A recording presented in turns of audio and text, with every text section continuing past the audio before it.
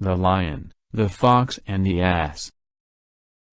The lion, the fox, and the ass entered into an agreement to assist each other in the chase. Having secured a large booty, the lion on their return from the forest, asked the ass to allot his due portion to each of the 3 partners in the treaty. The ass carefully divided the spoil into 3 equal shares, and modestly requested the 2 others to make the first choice. The lion, bursting out into a great rage, devoured the ass. Then he requested the fox to do him the favor to make a division.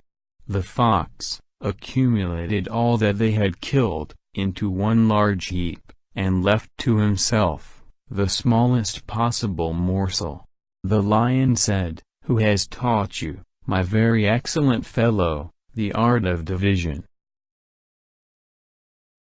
"You are perfect to a fraction," he replied. "I learned it from the ass, by witnessing his fate. Happy is the man who learns from the misfortunes of others." The bull, the lioness, and the wild boar hunter. A bull, finding a lion's cub asleep, gored him to death with his horns. The lioness came up, and bitterly lamented the death of her whelp. A wild boar hunter, seeing her distress, stood at a distance and said to her, "Think how many men there are, who have reason to lament the loss of their children, whose deaths have been caused by you." The oak and the woodcutter. The woodcutter cut down a mountain oak, and split it into pieces, making wedges of its own branches, for dividing the trunk. The oak said with a sigh, "I do not care about the blows of the axe, aimed at my roots, but I do grieve at being torn in pieces, by these wedges made from my own branches.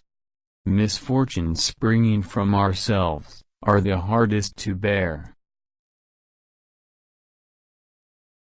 The hen and the golden eggs. A cottager and his wife had a hen that laid a golden egg every day. They supposed that the hen must contain a great lump of gold in its inside, and in order to get the gold, they killed it. Having done so, they found to their surprise that the hen differed in no respect from their other hens. The foolish pair, thus hoping to become rich all at once, deprived themselves of the gain, of which they were assured day by day. The ass and the frogs. An ass, carrying a load of wood, passed through a pond. As he was crossing through the water, he lost his footing, stumbled and fell, and not being able to rise on account of his load, groaned heavily. Some frogs frequenting the pool heard his lamentation, and said, "What would you do, if you had to live here always as we do, when you make such a fuss about a mere fall into the water?" Men often bear little grievances with less courage than they do large misfortunes. The crow and the raven. A crow was jealous of the raven, because he was considered a bird of good omen, and always attracted the attention of men, who noted by his flight the good, or evil course of future events. Seeing some travelers approaching, the crow flew up into a tree, and perching herself on one of the branches, called as loudly as she could. The travelers turned towards the sound, and wondered what it foreboded, when one of them said to his companion, "Let us proceed on our journey, my friend, for it is only the caw of a crow, and her cry, you know, is no omen." Those who assume a character which does not belong to them, only make themselves ridiculous. The trees and the axe. a man came into a forest, and asked the trees to provide him a handle for his axe. The trees consented to his request, and gave him a young ash tree. No sooner had the man fitted a new handle to his axe from it, than he began to use it, and quickly felled with his strokes the noblest giants of the forest. An old oak, lamenting when too late the destruction of his companions, said to a neighboring cedar, "The first step has lost us all. If we had not given up the rights of the ash, we might yet have retained our own privileges, and have stood for ages." The Crab and the Fox. A crab, forsaking the seashore, chose a neighboring green meadow as its feeding ground. A fox came across him, and being very hungry, ate him up. Just as he was on the point of being eaten, the crab said, "I well deserve my fate, for what business had I on the land, when by my nature and habits, I am only adapted for the sea." Contentment with our lot is an element of happiness. The Woman and Her Hen. A woman possessed a hen that gave her an egg every day. She often pondered how she might obtain 2 eggs daily instead of 1, and at last, to gain her purpose, determined to give the hen a double allowance of barley. From that day, the hen became fat and sleek, and never once laid another egg. The Ass and the Old Shepherd. A shepherd, watching his ass feeding in a meadow, was alarmed all of a sudden by the cries of the enemy. He appealed to the ass to fly with him, lest they should both be captured, but the animal lazily replied, "Why should I, pray? Do you think it likely the conqueror will place on me 2 sets of panniers?" "No," rejoined the shepherd. "Then," said the ass, "as long as I carry the panniers, what matters it to me whom I serve?" In a change of government, the poor change nothing beyond the name of their master. The Kites and the Swans. The kites of olden times, as well as the swans, had the privilege of song. But having heard the neigh of the horse, they were so enchanted with the sound, that they tried to imitate it, and, in trying to neigh, they forgot how to sing. The desire for imaginary benefits often involves the loss of present blessings. The Wolves and the Sheepdogs. The wolves thus addressed the sheepdogs, "Why should you, who are like us in so many things, not be entire of one mind with us, and live with us as brothers should? We differ from you at one point only. We live in freedom, but you bow down to, and slave for men, who in return for your services flog you with whips, and put collars on your necks. They make you also guard their sheep, and while they eat the mutton, throw only the bones to you. If you will be persuaded by us, you will give us the sheep, and we will enjoy them in common, till we all are surfeited." The dogs listened favorably to these proposals, and, entering the den of the wolves, they were set upon, and torn to pieces. The Hares and the Foxes. The hares waged war with the eagles, and called upon the foxes to help them. They replied, "We would willingly have helped you, if we had not known who you were, and with whom you were fighting. Count the cost, before you commit yourselves." The Bowman and Lion. A very skillful bowman went to the mountains in search of game, but all the beasts of the forest fled at his approach. The lion alone challenged him to combat. The bowman immediately shot out an arrow, and said to the lion, I send thee my messenger, that from him thou mayest learn what I myself shall be, when I assail thee. The wounded lion rushed away in great fear, and when a fox, who had seen it all happen, told him to be of good courage, and not to back off at the first attack, he replied, You counsel me in vain, for if he sends so fearful a messenger, how shall I abide the attack of the man himself? Be on guard against men, who can strike from a distance. The camel. When man first saw the camel, he was so frightened at the vast size, that he ran away. After a time, perceiving the meekness and gentleness of the beast's temper, he summoned courage enough to approach him. Soon afterwards, observing that he was an animal altogether deficient in spirit, he assumed such boldness as to put a bridle in his mouth, and to let a child drive him. Use sirs, to overcome dread. The wasp and the snake. A wasp seated himself upon the head of a snake and, striking him unceasingly with his stings, wounded him to death. The snake, being in great torment, and not knowing how to rid himself of his enemy, saw a wagon heavily laden with wood, and went and purposely placed his head under the wheels, saying, At least my enemy and I shall perish together.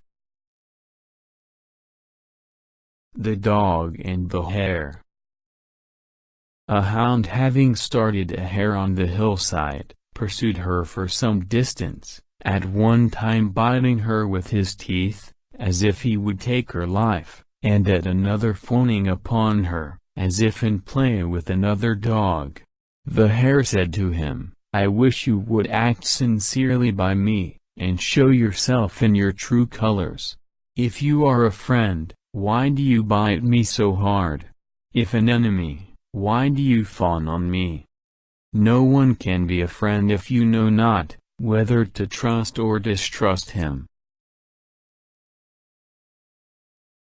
The bull and the calf.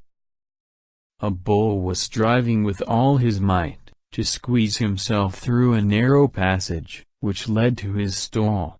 A young calf came up, and offered to go before, and show him the way, by which he could manage to pass. Save yourself the trouble, said the bull, I knew that way along, before you were born. The stag, the wolf, and the sheep. A stag asked a sheep to lend him a measure of wheat, and said that the wolf would be his surety. The sheep, fearing some fraud was intended, excused herself, saying, The wolf is accustomed to seize what he wants, and to run off, and you, too, can quickly outstrip me, in your rapid flight. How then shall I be able to find you, when the day of payment comes? Two blacks do not make one white. The peacock and the crane.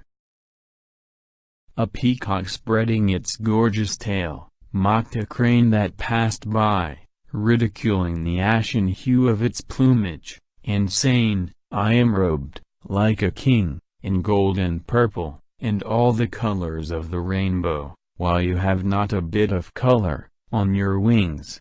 True, replied the crane, but I soar to the heights of heaven, and lift up my voice to the stars, while you walk below, like a cock, among the birds of the dunghill. Fine feathers don't make fine birds. The fox and the hedgehog. A fox swimming across a rapid river was carried by the force of the current into a very deep ravine, where he lay for a long time very much bruised, sick, and unable to move. a swarm of hungry blood-sucking flies settled upon him. A hedgehog, passing by, saw his anguish and inquired if he should drive away from the flies that were tormenting him. "By no means," replied the fox, "pray do not molest them."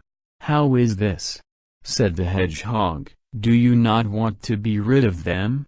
"No," returned the fox, "for these flies which you see are full of blood, and sting me but little, and if you rid me of these, which are already satiated, others more hungry will come in their place, and will drink up all the blood I have left." The Eagle, the Cat, and the Wild Sow. An eagle made her nest at the top of a lofty oak. A cat, having found a convenient hole, moved into the middle of the trunk, and a wild sow, with her young, took shelter in a hollow at its foot. The cat, cunningly resolved to destroy this chance-made colony. To carry out her design, she climbed to the nest of the eagle, and said, "Destruction is preparing for you, and for me too, unfortunately. The wild sow, whom you see daily digging up the earth, wishes to uproot the oak, so she may on its fall, seize our families as food for her young." Having thus frightened the eagle, out of her senses, she crept down to the cave of the sow, and said, "Your children are in great danger, for as soon as you go out, with your litter to find food, the eagle is prepared to pounce upon one of your little pigs." Having instilled these fears into the sow, she went and pretended to hide in the hollow of the tree. When night came, she went forth with silent foot, and obtained food for herself and her kittens, but feigning to be afraid, she kept a lookout all through the day. Meanwhile, the eagle, full of fear of the sow, sat still on the branches, and the sow, terrified by the eagle, did not dare to go out from her cave. And thus they both, along with their families, perished from hunger and afforded ample provision for the cat and her kittens. The Thief and the Innkeeper. A thief hired a room in a tavern, and stayed a while, in the hope of stealing something, which should enable him to pay his reckoning. When he had waited some days in vain, he saw the innkeeper dressed in a new and handsome coat, and sitting before his door. The thief sat down beside him, and talked with him. As the conversation began to flag, the thief yawned terribly, and at the same time howled, like a wolf. The innkeeper said, "Why do you howl so fearfully?" "I will tell you," said the thief, "but first let me ask you to hold my clothes, or I shall tear them to pieces. I know not, sir, when I got this habit of yawning, nor whether these attacks of howling were inflicted on me, as a judgment for my crimes, or for any other cause. But this I do know, that when I yawn for the third time, I actually turn into a wolf, and attack the men." With this speech he commenced a second fit of yawning, and again howled like a wolf, as he had at first. The innkeeper, hearing his tale, and believing what he said, became greatly alarmed and, rising from his seat, attempted to run away. The thief laid hold of his coat, and entreated him to stop, saying, "Pray to wait, sir, and hold my clothes, or I shall tear them to pieces in my fury, when I turn into a wolf." At the same moment, he yawned the third time, and set up a terrible howl. The innkeeper, frightened lest he should be attacked, left his new coat in the thief's hand, and ran as fast as he could into the inn for safety. The thief made off with the coat, and did not return again to the inn. Every tale is not to be believed. The Heart and the Vine. A hart, hard pressed in the chase, hid beneath the large leaves of a vine. The huntsmen, in their haste, overshot the place of his concealment. Supposing all danger to have passed, the hart began to nibble the tendrils of the vine. One of the huntsmen, attracted by the rustling of the leaves, looked back, and seeing the hart, shot an arrow from his bow, and struck it. The hart, at the point of death, groaned, "I am rightly served, for I should not have maltreated the vine that saved me." The Serpent and the Eagle. A serpent and an eagle were struggling with each other, in deadly conflict. The serpent had the advantage, and was about to strangle the bird. A countryman saw them, and running up, loosed the coil of the serpent, and let the eagle go free. The serpent, irritated at the escape of his prey, injected his poison into the drinking horn of the countryman. The rustic, ignorant of his danger, was about to drink, when the eagle struck his hand with his wing, and, seizing the drinking horn in his talons, carried it aloft. The Crow and the Pitcher. A crow perishing with thirst, saw a pitcher, and hoping to find water, flew to it with delight. When he reached it, he discovered to his grief that it contained so little water, that he could not possibly get at it. He tried everything he could think of, to reach the water, but all his efforts were in vain. At last, he collected as many stones as he could carry, and dropped them one by one with his beak, into the pitcher, until he brought the water within his reach, and thus saved his life. Necessity is the mother of invention. The Two Frogs. Two frogs were neighbors.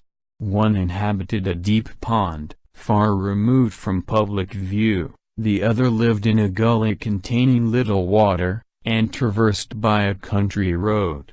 The frog that lived in the pond warned his friend to change his residence, and entreated him to come and live with him, saying that he would enjoy greater safety from danger, and more abundant food. The other refused, saying that he felt it so very hard to leave a place to which he had become accustomed. A few days afterwards, a heavy wagon passed through the gully, and crushed him to death under its wheels. A willful man will have his way, to his own hurt. The Wolf and the Fox. At one time, a very large and strong wolf was born, among the wolves, who exceeded all his fellow wolves in strength, size, and swiftness, so that they unanimously decided to call him Lion. The wolf, with a lack of sense proportioned to his enormous size, thought that they gave him this name in earnest, and, leaving his own race, consorted exclusively with the lions. An old sly fox, seeing this, said, "May I never make myself so ridiculous, as you do in your pride and self-conceit, for even though you have the size of a lion among wolves, in a herd of lions, you are definitely a wolf." The Walnut Tree. A walnut tree standing by the roadside bore an abundant crop of fruit. For the sake of the nuts, the passers-by broke its branches with stones and sticks. The walnut tree piteously exclaimed, "O wretched me! That those whom I cheer with my fruit should repay me with these painful requitals." The Gnat and the Lion. A gnat came and said to a lion, I do not in the least fear you, nor are you stronger than I am. For in what does your strength consist? You can scratch with your claws, and bite with your teeth, and a woman in her quarrels. I repeat that I am altogether more powerful than you, and if you doubt it, let us fight and see who will conquer. The gnat, having sounded his horn, fastened himself upon the lion, and stung him on the nostrils, and the parts of the face devoid of hair. While trying to crush him, the lion tore himself with his claws, until he punished himself severely. The gnat thus prevailed over the lion, and, buzzing about in a song of triumph, flew away. But shortly afterwards, he became entangled in the meshes of a cobweb, and was eaten by a spider. He greatly lamented his fate, saying, "Woe is me! That I, who can wage war successfully with the hugest beasts, should perish myself from this spider, the most inconsiderable of insects." The Jackdaw and the Doves. A jackdaw, seeing some doves in a cote, abundantly provided with food, painted himself white, and joined them, in order to share their plentiful maintenance. The doves, as long as he was silent, supposed him to be one of themselves, and admitted him to their cote. But when one day he forgot himself, and began to chatter, they discovered his true character and drove him forth, pecking him with their beaks. Failing to obtain food among the doves, he returned to the jackdaws. They too, not recognizing him on account of his color, expelled him from living with them. So desiring two ends, he obtained neither. The Horse and the Stag. At one time, the horse had a plain entirely to himself. Then a stag intruded into his domain, and shared his pasture. The horse, desiring to revenge himself on the stranger, asked a man if he were willing to help him in punishing the stag. The man replied, that if the horse would receive a bit in his mouth, and agree to carry him, he would contrive effective weapons against the stag. The horse consented, and allowed the man to mount him. From that hour, he found that instead of obtaining revenge on the stag, he had enslaved himself to the service of man. The Kid and the Wolf. A kid, returning without protection from the pasture, was pursued by a wolf.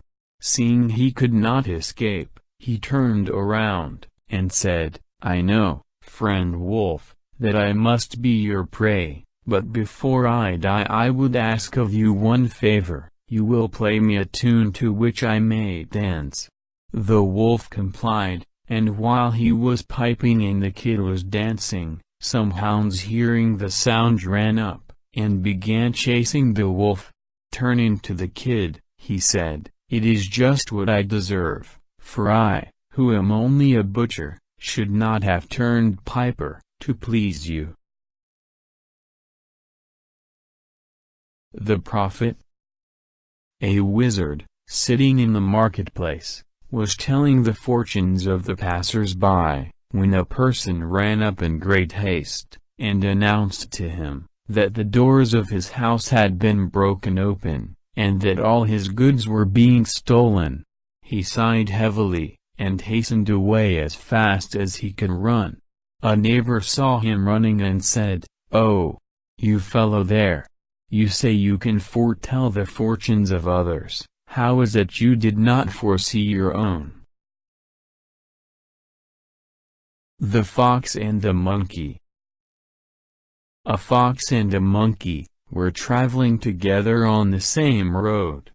As they journeyed, they passed through a cemetery full of monuments. "All these monuments which you see," said the monkey, "are erected in honor of my ancestors, who were in their day freedmen and citizens of great renown. The fox replied, "You have chosen a most appropriate subject for your falsehoods, as I am sure none of your ancestors will be able to contradict you. A false tale often betrays itself." The Thief and the Housedog. A thief came in the night, to break into a house. He brought with him several slices of meat, in order to pacify the housedog, so that he would not alarm his master, by barking. As the thief threw him the pieces of meat, the dog said, "If you think to stop my mouth, you will be greatly mistaken.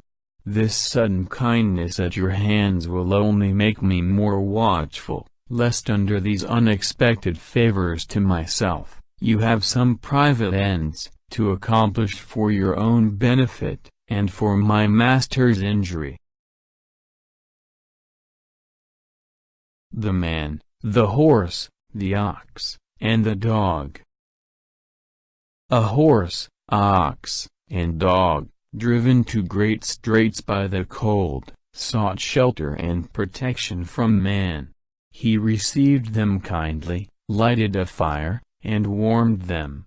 He let the horse make free with his oats, gave the ox an abundance of hay, and fed the dog with meat, from his own table. Grateful for these favors, the animals determined to repay him, to the best of their ability. For this purpose, they divided the term of his life between them, and each endowed one portion of it with the qualities which chiefly characterize himself.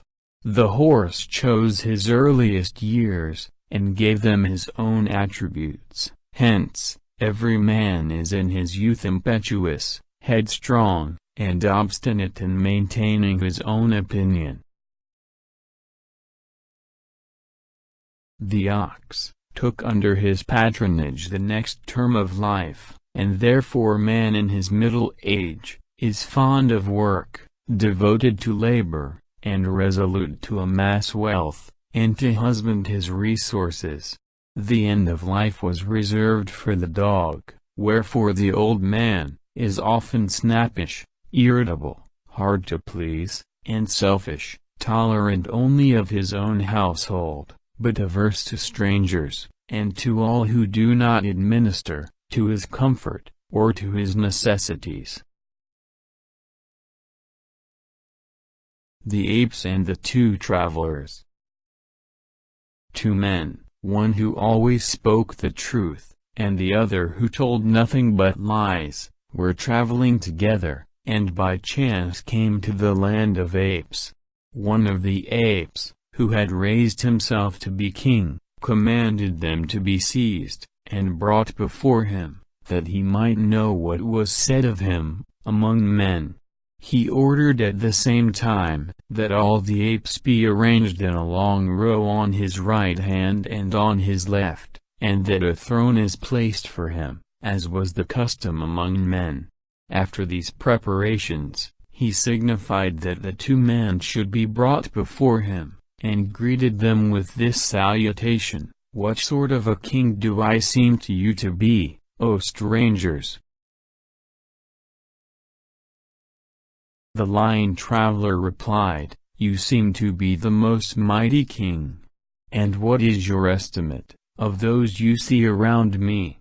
"These," he made answer, "are worthy companions of yourself, fit at least to be ambassadors, and leaders of armies." The ape and all his court, gratified with the lie, commanded that a handsome present be given to the flatterer. On this, the truthful traveler thought to himself, "If so great a reward be given for a lie, with what gift may not I be rewarded, if, according to my custom, I tell the truth?" The ape quickly turned to him. "And pray how do I and these my friends around me seem to you?" "Thou art," he said, "the most excellent ape, and all these thy companions, after thy example, are excellent apes too." The king of the apes, enraged at hearing these truths, gave him over to the teeth and claws of his companions. The Monkey and the Dolphin. A sailor, bound on a long voyage, took with him a monkey to amuse him, while on shipboard. As he sailed off the coast of Greece, a violent tempest arose, in which the ship was wrecked and he, his monkey, and all the crew were obliged to swim for their lives. A dolphin saw the monkey, contending with the waves, and supposing him to be a man, whom he is always said to befriend, came and placed himself under him, to convey him on his back, in safety to the shore. When the dolphin arrived with his burden, in sight of land, not far from Athens, he asked the monkey, if he were an Athenian. The latter replied, that he was and that he was descended, from one of the noblest families, in that city. The dolphin then inquired, if he knew the Piraeus, the famous harbor of Athens. Supposing that a man was meant, the monkey answered, that he knew him very well, and that he was an intimate friend. The dolphin, indignant at these falsehoods, dipped the monkey under the water, and drowned him.